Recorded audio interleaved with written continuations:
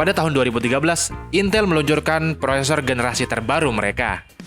Dan kabar ini menjadi kabar yang menyenangkan pada tahun itu. Tapi tidak untuk beberapa tahun ke depan. Kenapa ya? Pada kesempatan kali ini kita bakal bahas soket LGA 1150. Soket yang jadul tapi masih jual mahal.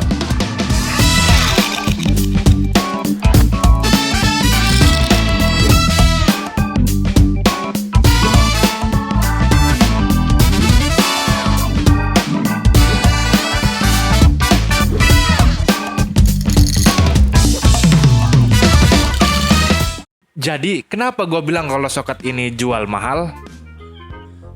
Mungkin jawabannya bisa kalian dapatkan saat kalian udah selesai nonton video ini.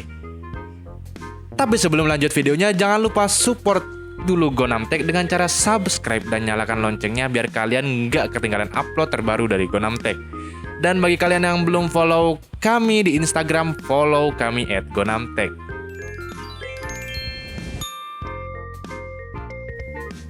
Jadi sekilas tentang soket LGA 1150. Intel merilis soket ini pada tahun 2013, kuartal ketiga sampai dengan keempat. Soket ini juga masih menggunakan RAM DDR3, dan dalam dunia chipset, LGA 1150 ini terbagi menjadi dua generasi, generasi pertama dan generasi kedua. Yang menjadi pembeda umum adalah, generasi pertama tidak support Intel generasi kelima, sedangkan generasi kedua sudah support Intel generasi kelima. Selanjutnya, chipset generasi kedua sudah support Haswell Refresh out of the box, alias nggak usah di-update BIOS lagi, sedangkan generasi pertama butuh update BIOS. Dan yang terakhir, soket LGA 1150 generasi kedua sudah support SATA Express, M.2 dan Thunderbolt.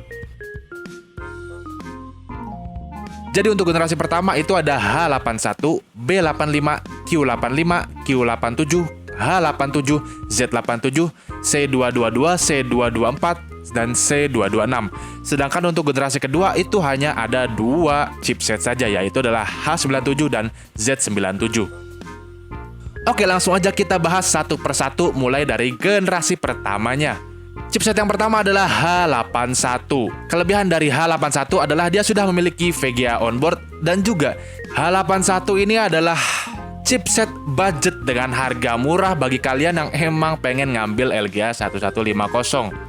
Tapi sayangnya, umumnya H81 ini beredar hanya memiliki 2 slot RAM. Walaupun ada beberapa yang sudah 4 slot RAM, tapi umumnya hanya memiliki 2 slot RAM dan maksimal RAM-nya itu 16 GB DDR3. Dan juga masih menggunakan PCIe 2.0 dan tidak support Broadwell CPU alias Intel generasi kelima.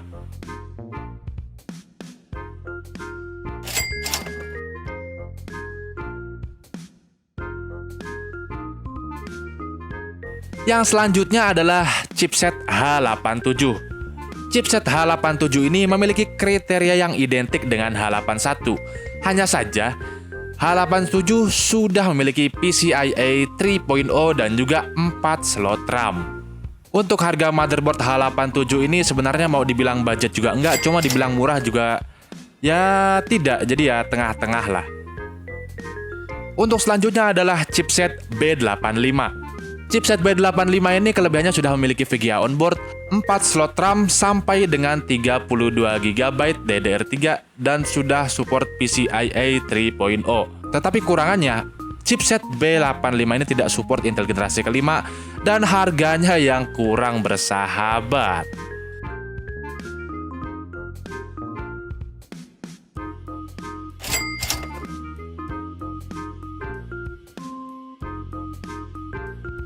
Selanjutnya adalah chipset Q85 dan Q87.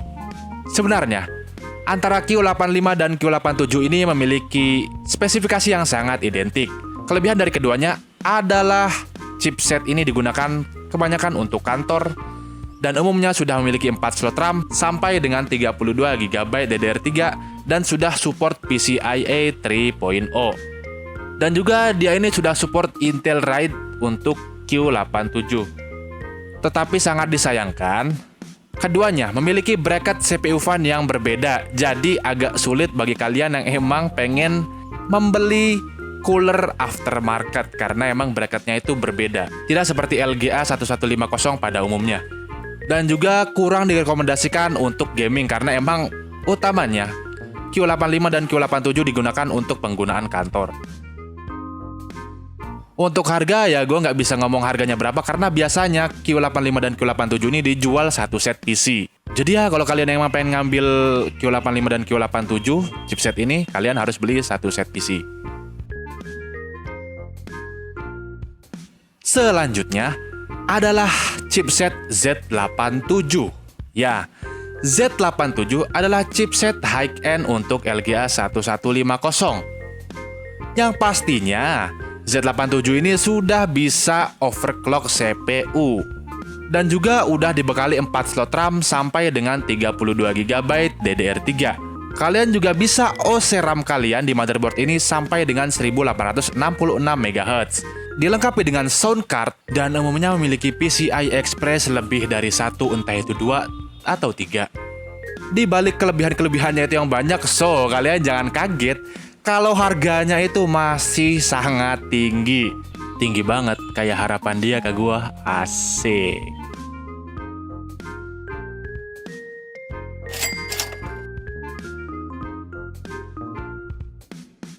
Selanjutnya adalah chipset C222, C224, dan C226.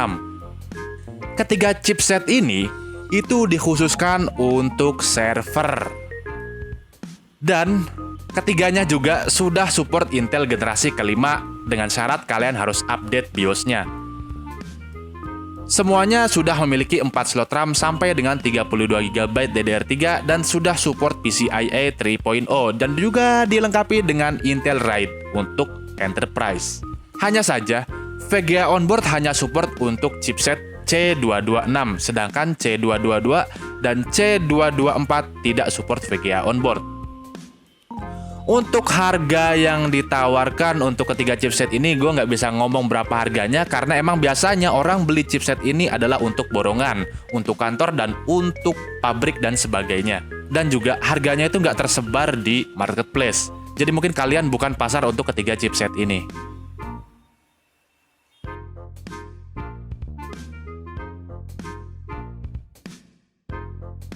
Selanjutnya, generasi kedua untuk chipset dari soket LGA 1150. Di generasi kedua ini hanya ada 2 chipset. Yang pertama adalah H97 dan Z97.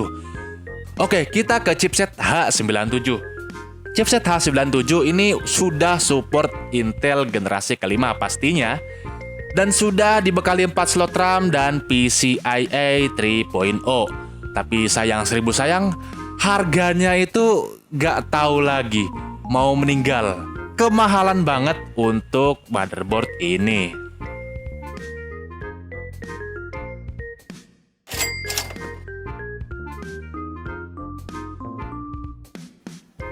Selanjutnya adalah chipset Z97.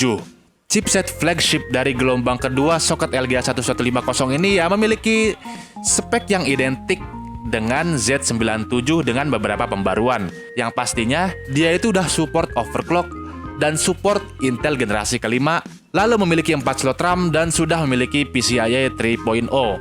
Tapi sangat disayangkan harganya wow banget. Kalian lihat aja di sini, harganya itu bisa sampai kalian beli motherboard baru yang itu udah DDR4 dan itu bagus. Seperti kalau AMD B450 atau mungkin B550 atau mungkin untuk Intel kalian bisa mengambil chipset yang seri B untuk Intel generasi ke-10.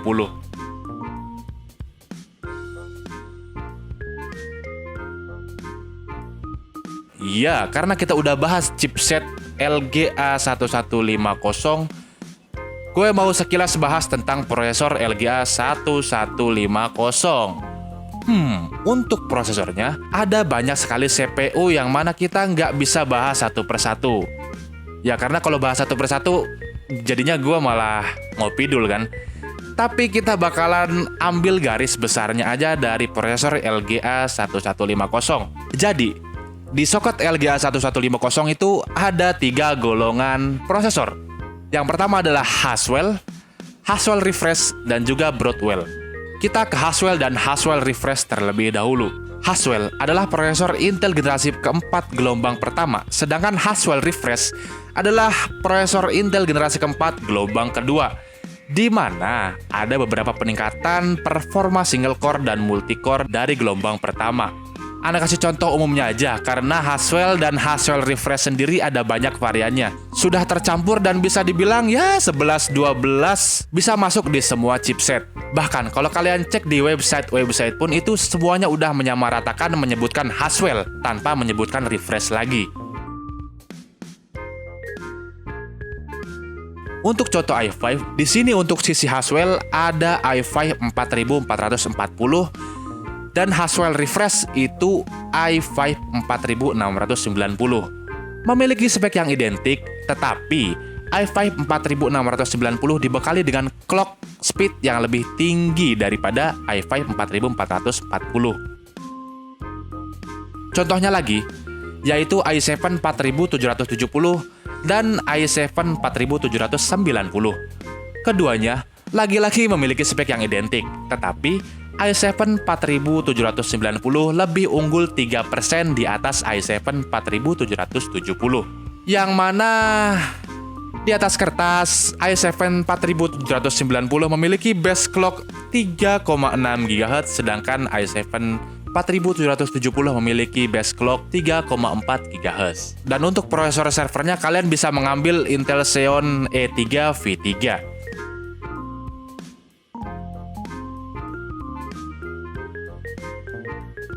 Nah, itu dia Haswell dan Haswell Refresh. Selanjutnya adalah Broadwell. Kalau yang ini lain cerita, karena Broadwell adalah prosesor Intel generasi kelima yang mana tidak masuk resmi dan beredar di Indonesia. Variannya sendiri hanya ada 2 varian untuk desktop, yaitu Core i7 5775C dan Core i5 5675C.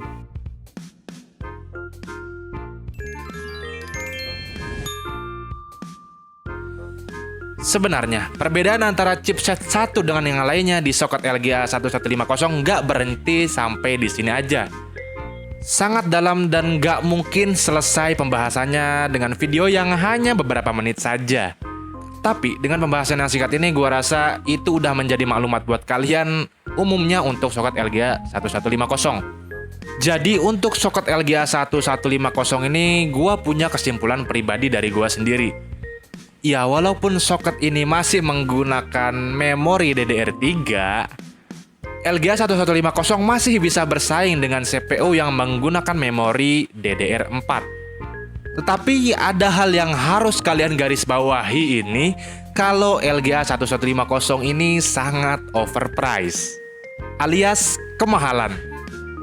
Padahal kita bisa dapat sistem dengan memori DDR4 mungkin dengan harga yang lebih rendah daripada LGA 1150 ini.